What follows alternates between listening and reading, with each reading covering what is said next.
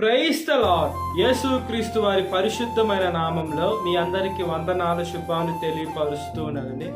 యెహెజ్కేలు 34వ అధ్యాయం 26వ వచనం, దీవెనకరమైన వర్షములు కురియును అని దేవుని వాక్యం సెలవిస్తుందండి. దేవుడు మనల్ని దీవించాలని ఆశీర్వదించాలని యేసుక్రీస్తు వారు ఆశపడుతూ ఉన్నారు. అయితే మన జీవితం యావత్తు దేవుడికి సమర్పించుకునే పిల్లలుగా ఉండాలండి. ఈ లోకంలో సాతాను ఏం చేస్తుందంటే ఎవరిని మింగాలని గర్జించు సింహం వల్లే ఉందండి.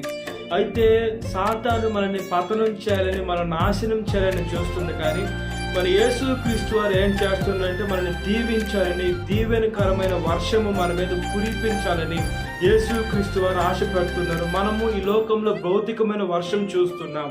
ఆ భౌతికమైన వర్షము ఆకాశం నుండి, మబ్బుల్లో నుంచి మనకి వర్షం అనేది దేవుడు ద్వారా, ఆయన కృప ద్వారా మనకి వర్షం వస్తుంది. కాబట్టి ఈ లోకంలో ఉన్నటువంటి అన్ని చెట్లు కావచ్చు, అదేవిధంగా పంటలు కావచ్చు ఫలిస్తూ ఉన్నాయండి.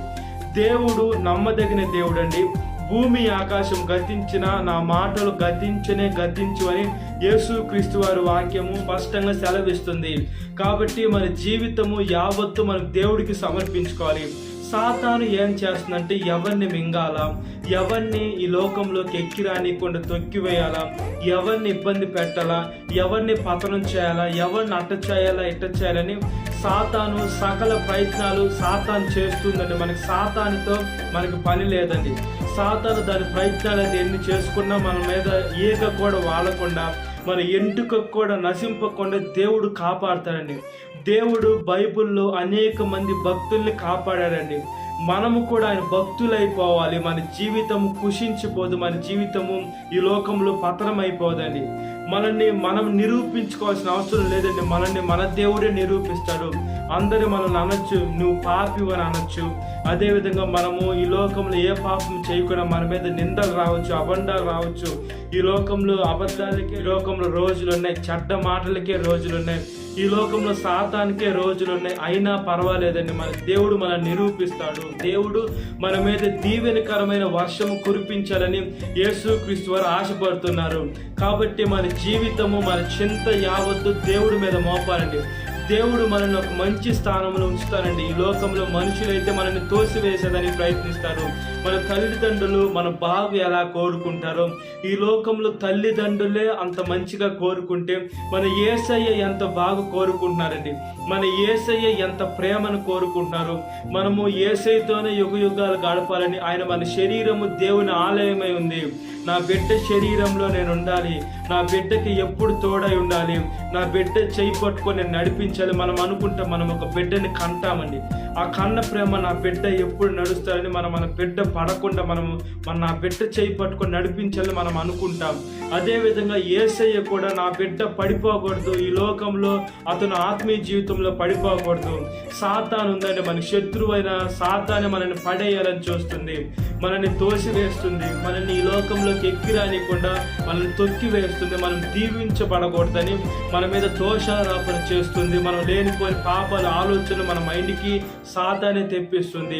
మనము సాతానికి లోనైపోయి ఆ తప్పులు ఎప్పుడైతే చేస్తామో దేవుడి దగ్గరికి వెళ్ళి, నువ్వు నీ బిడ్డ అన్నావు కదా, నువ్వు నా బిడ్డని రక్షిస్తాను అన్నావు కదా, నీ బిడ్డని చెప్పుకుంటున్నావే, చూడు ఎంత పాపం చేస్తున్నాడో, నా మాట వింటున్నాడు, నీ మాట వింటం లేదని దేవుడి దగ్గరికి వెళ్ళి మన గురించి చెడ్డగా చెప్పి మనం చేసే కార్యాలన్నీ దేవుడికి చూపిస్తే దేవుడు ఎంత బాధపడతాను. నేను నా బిడ్డని కన్నాను, నా ప్రాణం కూడా ఇచ్చాను, నా బిడ్డ పాపాలన్నీ కడిగి వేశాను, అయినా కూడా నా బిడ్డ ఎందుకు ఇంకా ఇలాంటి పాపంలో ఉన్నాడు, ఇంకా ఎందుకు నా మాట వింటం లేదు, సాతాను మాట వింటున్నాడని దేవుడు చాలా బాధపడతారండి. కాబట్టి మన జీవితం దేవుడికి సమర్పించాలి.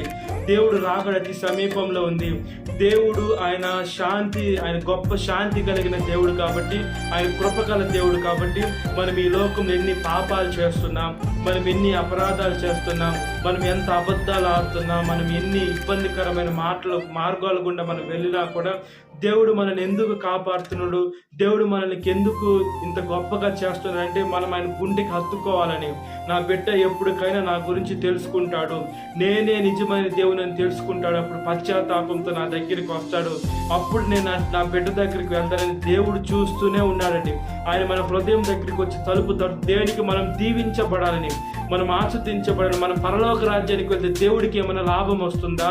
మనం ఆశ్రదింపబడితే దేవుడికి లాభం వస్తుందా? దేవుడికి కాదండి, మన జీవితాలు బాగుపడేదానికి ఆయన ఈ లోకానికి వచ్చి ప్రాణం పెట్టాడు. ఇంత గొప్ప దేవుడిని మనం సేవించకుండా మనం ఈ లోకంలో సాతాను మాట వింటే మనం బ్రతికి కూడా ప్రయోజనం ఉండదు. కాబట్టి మనం దేవుడి మాటకి లోబడితే దీవెనకరమైన వర్షము ఇస్తానన్నాడు. అదేవిధంగా జీవజల నదులు మన హృదయంలో మన శరీరంలో పారు చేసేటువంటి నమ్మదగిన దేవుడు. కాబట్టి దేవుడి వాక్యానుసారంగా బ్రతుకున్నట్లుగా ప్రార్థన. మహాపరిశుద్ధాత్మదేవ, మా ప్రియ పరలోకపు తండ్రి, దీవెనకరమైన వర్షాలు ఇచ్చేటువంటి దేవ, యేసు మా జీవితము కుంగిపోయిన కుషించిపోయిన లేవనెత్తేటువంటి దేవ, అదేవిధంగా ప్రతి ఒక్క శ్రమలు కొట్టివేసేటువంటి దేవ, ప్రతి ఒక్క ఇబ్బందులు కొట్టివేసేటువంటి దేవ, మా జీవితం యావత్తును మీరు తీసుకొని మాకు మంచిగా జవాబునిచ్చేటువంటి దేవ, మీకు స్తోత్రమయ్యా. సాతాను ఏం చేస్తుంటే మమ్మల్ని బాధ పెడుతుందయ్యా, మమ్మల్ని దుఃఖ పెడుతుందయ్యా, మమ్మల్ని ఏడిపిస్తుందయ్యా, సాతాను లేదు ఉన్నట్లుగా సృష్టిస్తుందయ్యా, సాతాను భ్రమపరుస్తుందయ్యా. ఇంత పాప లోక అంధకార లోకంలో మేము ఉన్నామయ్యా. యేసు మేము దాని దగ్గరికి వెళ్లకుండా మమ్మల్ని సాతాను దాని పని శోధించే పని అయితే మా పని దేవుని సేవించే పని. ఎప్పుడైతే మిమ్మల్ని సేవిస్తూ ఉంటామో సాతాను పారిపోతుంది. యేసు ఒక రోజు మీరు మమ్మల్ని ఆస్వాదించే దినం వచ్చినప్పుడు సాతాను ఎన్ని శోధనలు చేసి ఎంత ఇబ్బంది పెట్టినా, లేదా మనుషులు మమ్మల్ని ఎంత ఇబ్బంది పెట్టినా మాకేమీ కాదు. కాబట్టి అబ్రహాము దేవ, ఇస్సాకు దేవ, యాకోబు దేవ, నా దేవ, మా దేవ, మీ సేవలు మేము ముందుకు కొనసాగే మంచి మనసును దయచేయండి. మా జీవితం యావత్తుని మీ ముందు పెడుతున్నామయ్యా. మీ వాక్యము నా పాదముకు దీపం, మా త్రోవకు వెలుగై ఉంటుందయ్యా. మేము చూసే చూపు, నడిచే నడక, చేసే క్రియ ప్రతి ఒక్కటి ఆశ్చర్యకరంగా, దీవెనకరంగా, మహిమకరంగా చేయమని అడుగుచు సాతాను శోధన ప్రతి ఒక్క బిడ్డ విడుదల దయచేయండి. ఈ వాక్యం విట్టిన ప్రతి ఒక్క బిడ్డని పేరు రాసిన జ్ఞాపకం చేసుకోండి. ఈ దినకాలపు జీవితం నింపమని చేసి, అదే విధంగా యవనొచ్చిన ప్రతి ఒక్క బిడ్డను కాపాడి, యవనొచ్చురాలు ప్రతి ఒక్క బిడ్డను కాపాడి, వాళ్ళ జీవితాలను చెడుపుకోకుండా ప్రతి ఒక్క బిడ్డ మనసుని మార్చమని నజరేయుడైన యేసుక్రీస్తు వారి పరిశుద్ధమైన నామంలో మిక్కిలి వేలం తలుచున నా పరలోక తండ్రి. Praise the Lord. God bless you. Have a great day.